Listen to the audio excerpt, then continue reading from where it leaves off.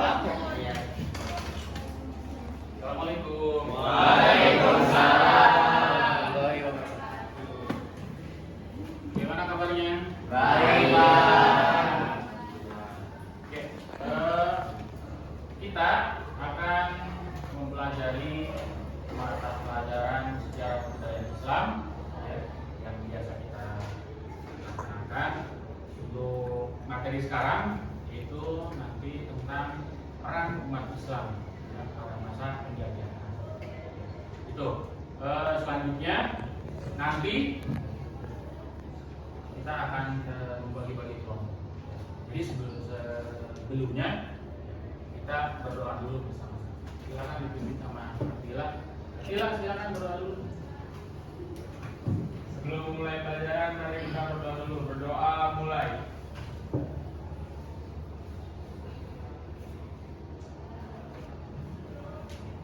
Selesai.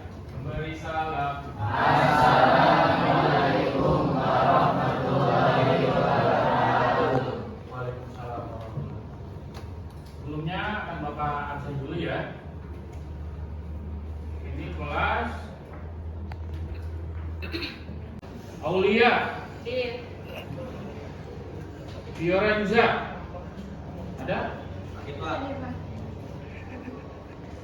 Naura. Atala. Atila.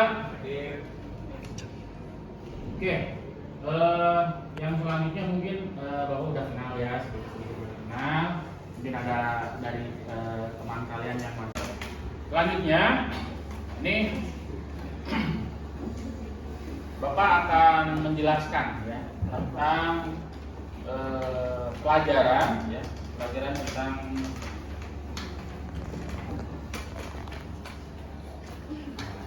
peran umat Islam masa penjajahan dan kemerdekaan. Ya, itu. Ini nanti akan Bapak tayangkan PowerPoint-nya, ya. Tinggal kalian menyimak. Dan nanti kita akan bagi-bagi kelompok, ya. Ada 4 kelompok yang nanti akan merundingkan ya permasalahan materi yang akan ada di LKPD ya. Oke, sebelumnya kita lihat dulu tayangannya ya.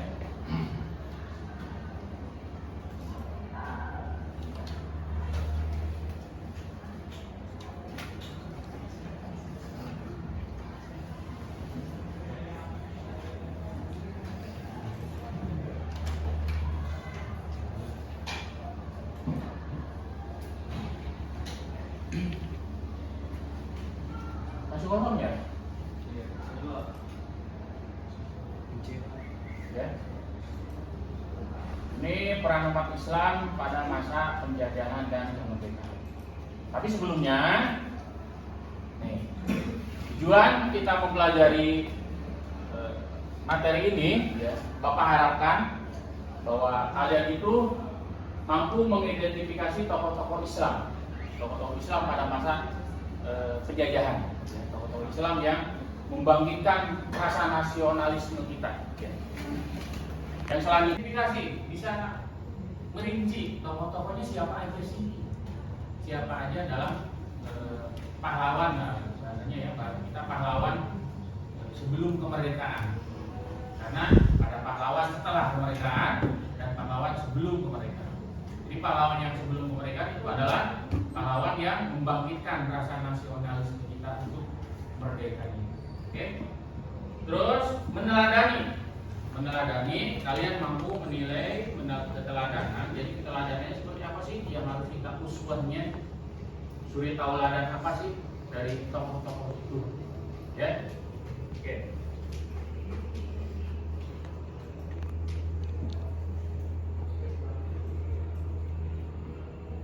Ada yang kenal? Masih belum ada yang kenal. Karena ini emang orang zaman dahulu ya untuk mengenal kita. Beliau adalah Sultan Babul. Ya, Sultan Babula itu beliau adalah putranya dari Sultan Khairun. Kalau kalian kemarin membaca-baca pasti ada. Putranya dari Sultan Khairun, Sultan Baudullah. Sultan Khairun meninggal. Kenapa? Karena beliau diracun atau ya didolimi lah bahasa kita namanya. Didolimi oleh yang namanya Portugis. Pada waktu itu kalau orang Indonesia kan ramah ya, kalau mereka diundang pasti datang. Apalagi seorang raja diundang oleh seorang pembesar Portugis, itu mereka pasti datang. Nah, ternyata dalam hidangan itu ada racunnya, ya. Menjadikan Raja Ternate pada waktu itu Sultan Khairun meninggal dunia.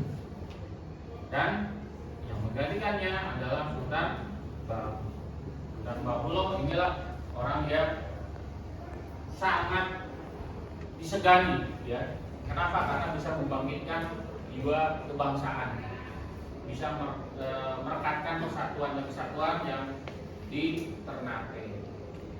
Ternate itu ada di mana? Ada yang tahu? Maluku Utara. Ada di Maluku Utara. Sulawesi? Maluku Utara. Ada di Maluku. Nah, jadi orang Maluku pada waktu itu memang sudah kerajaan Islam. Ini pahlawan Islam loh, ya, dan jarang kita kenal. Itu ya. Selanjutnya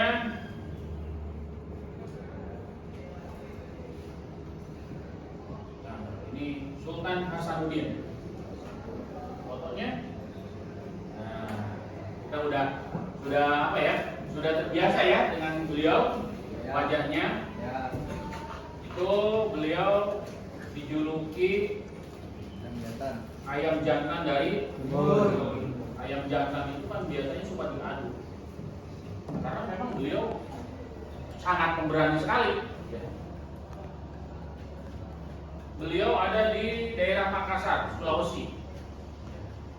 Pada waktu beliau itu Makassar itu dalam perdagangan itu sudah ke luar negeri, Jepang, Eropa, Belanda, itu sudah maju pada waktu itu, ya. Sudah maju pada waktu itu, mengakibatkan orang-orang Belanda datang, ya. Dan yang kita tahu, penjajah itu mempunyai semboyan. Ada yang tahu 3 semboyannya yang kemarin? Gold,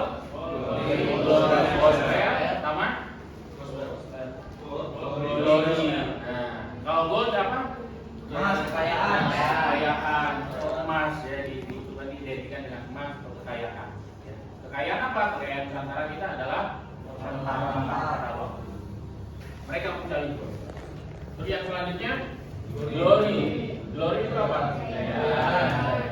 Mereka pengen jaya di Nusantara itu. Mereka pengen menguasai semuanya.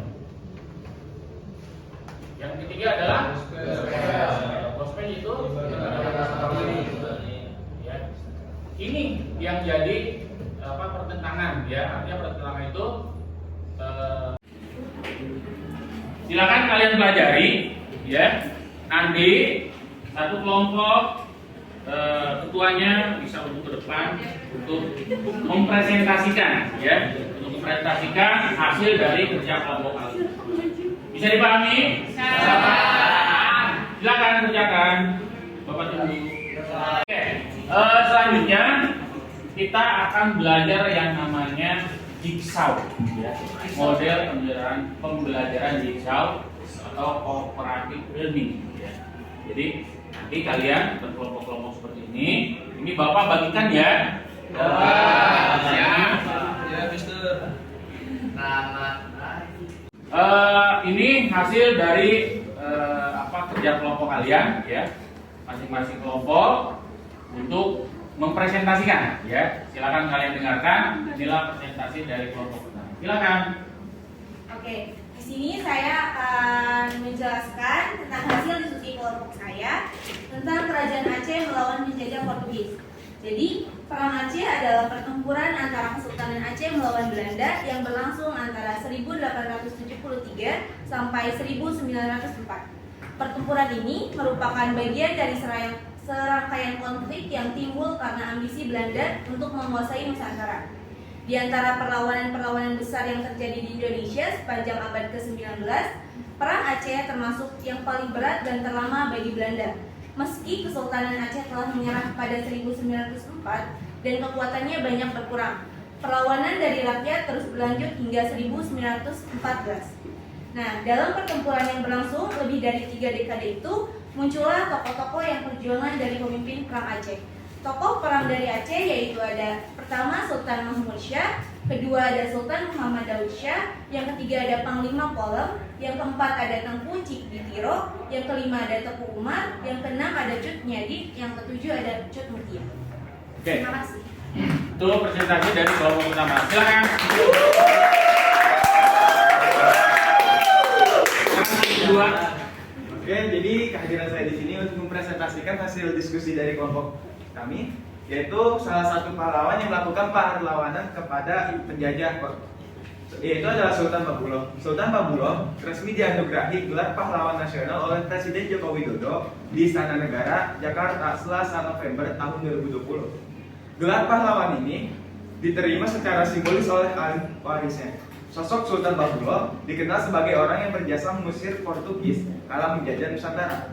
Sultan Babuloh lahir pada 10 Februari 1528. Ia merupakan putra dari Raja Ternate, Sultan Khairul. Oke, terima kasih. Ya.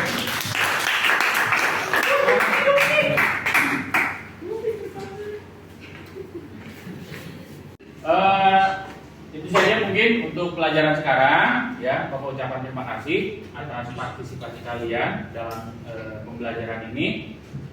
Kita tutup dengan baca doa alhamdulillah bersama-sama. Terima kasih. Assalamualaikum warahmatullahi wabarakatuh.